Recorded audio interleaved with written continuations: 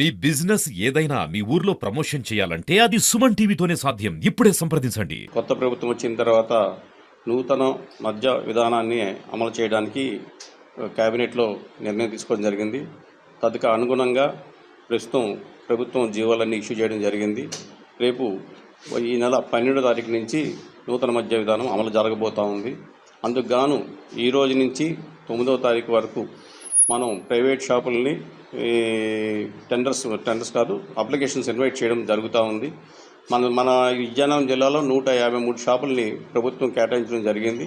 ఈ కేటాయించిన షాపులన్నిటికి కూడా ఏ సర్కిల్గా ఆ సర్కిల్లో వాళ్ళందరూ కూడా మనం అప్లికేషన్ తీసుకునే అవకాశం ఇచ్చాము. ఆ స్టేషన్ ఎక్సైజ్ స్టేషన్కి వెళ్ళి ఎవరైనా కావాల్సిన వాళ్ళు ఎవరైనా షాపులకి సంబంధించి అప్లికేషన్ వేసుకుంటే సరిపోతుంది. దీనికి 3 రకాలు పెట్టడం జరిగిందండి. ఒకటి ఆన్లైన్, ఇంటి దగ్గర నుంచే కూర్చొని దానికి కావాల్సిన ఫార్మాలిటీస్ వెబ్సైట్లోకి వెళ్ళి చేసుకుంటే ఇంటి దగ్గర నుంచి చేసుకోవచ్చు. వెళ్ళి స్టేషన్కి అయితే వెళ్ళాల్సిన అవసరం లేదు అంటే స్టేషన్కి వెళ్ళినా సరే స్టేషన్లో కూడా ప్రతి ఎక్సైజ్ స్టేషన్లో అప్లికేషన్ తీసుకునే దానికి తగిన ఏర్పాట్లు చేయడం జరిగింది.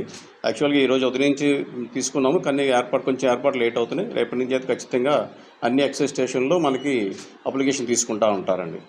ఏ స్టేషన్కి ఆ స్టేషన్ సంబంధించి మనం అన్ని ఏర్పాట్లు చేయడం జరుగుతూ ఉంది. మనం ఈ నెల 11వ తారీఖున ఈ లాటరీ సిస్టమ్ ద్వారా కలెక్టర్ గారి సమక్షంలో కలెక్టర్ గారి తీసి మనకి షాపులు అలాట్ చేయడం జరుగుతుంది.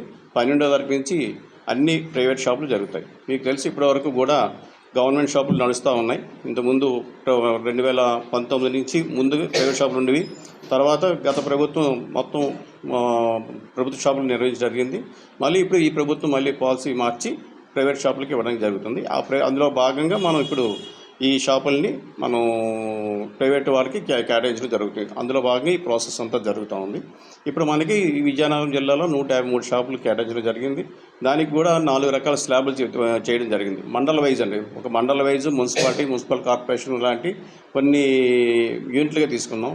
మండల్లో జనాభా ప్రాతిపదికన ఒక జనాభా మండల్లో 10,000, మొత్తం జనాభా 10,000 కన్నా తక్కువ ఉంటే 50 లక్షలు, 10,000 నుంచి 50,000 వరకు ఉంటే 55 లక్షలు, 50,000 నుంచి 5 లక్షలు ఉంటే 65 లక్షలు, 5,000 కన్నా ఎక్కువ ఉంటే 85 లక్షలు, 55 లక్షల కన్నా ఎక్కువ ఉంటే 85 లక్షలు లైసెన్స్ ఫీజు.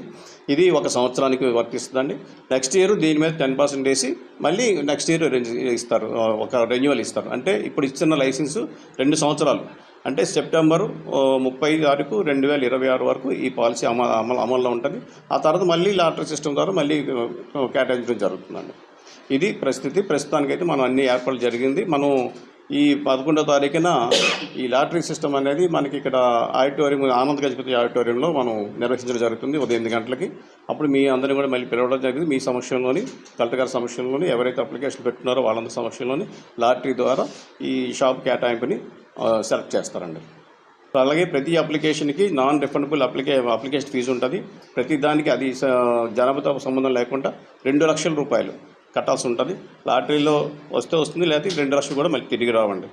ఇవి కండిషన్స్. తర్వాత మనకి షాపుల ఎస్టాబ్లిష్మెంట్, లాటరీ వచ్చిన వాళ్ళు షాపులు రూల్స్ ప్రకారం ఏర్పాట్లు చేసుకోవాలి. అవి కార్పొరేషన్లో 13 ఉన్నాయి. మన విజయనగరం కార్పొరేషన్లో 13 అండి. అలాగే ఒక లైసెన్స్కి 50 లక్షలు అనుకుందాం. ఈ 50 లక్షలు 6 ఇన్స్టాల్మెంట్లో కట్టాలి. 6 ఇన్స్టాల్మెంట్ కట్టేటప్పుడు ఒక ఇన్స్టాల్మెంట్, ఫస్ట్ ఇన్స్టాల్మెంట్ 50 లక్షలు 6 వేసుకుంటే ఎంత వస్తుందో అంత కడతాం. దాన్ని కాకుండా ఇంకొక ఇన్స్టాల్మెంట్ సంబంధించి ఒక ఈఎండి పెట్టాలి, అంటే మరో 2 నెలలకి. అది ఇప్పటికి కూడా అది రాకపోతే మేము షాప్ క్యాన్సిల్ చేస్తాం. అందుకోసం ఇంతకుముందు అయితే మనకి 3 ఇన్స్టాల్మెంట్లు లేదంటే మొత్తం 1 ఇయర్కి ఒకసారి కట్టడం ఉండేది. ఈసారి కొంచెం అందరికీ వెలుసుబాటుగా ఉండాలని చెప్పేసి సంవత్సరానికి 6 ఇన్స్టాల్మెంట్, అంటే ప్రతి 2 నెలలకి ఒక ఇన్స్టాల్మెంట్ కట్టే విధానాన్ని తీసుకొచ్చారు. అంతేకాకుండా ఇంతకుముందు మనకి ఒక షాపు ఒక మనిషికి అని ఉండేది. ఇప్పుడు ఎన్ని షాపులన్నీ వస్తాయి, మీరు ఎన్ని షాపులకి అప్లై చేసుకోవచ్చు. అన్ని షాపులు మీకు వచ్చినా మీకు ఇబ్బంది లేదు. ఇంతకుముందు ఒక షాపే ఒక మనిషికి అన్నీ ఉండేది, మొనోపోలి అవుతారని చెప్పేసి.